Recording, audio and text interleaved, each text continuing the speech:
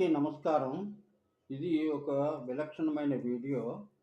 ఇక్కడ ప్రతిరోజు కూడా ప్రపంచానికి, దేశానికి కూడా ఒక మంచి ఒక దినం ఏదో ఒకటి ప్రత్యేకత ఉంటుంది.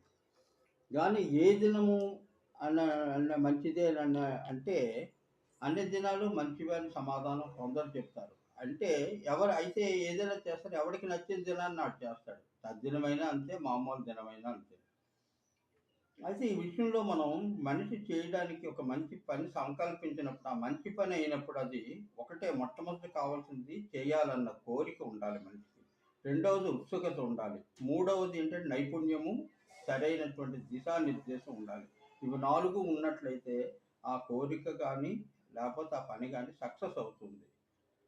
ఇంకా ఇందులో ముఖ్యంగా చెప్పుకోవాలంటే ఈ దినాలు, తద్దినాల కంటే కూడా మనం చక్కటి ఉత్సుకత ఉండాలి. అంటే ఎంథ్యూసియాజం టు వర్క్.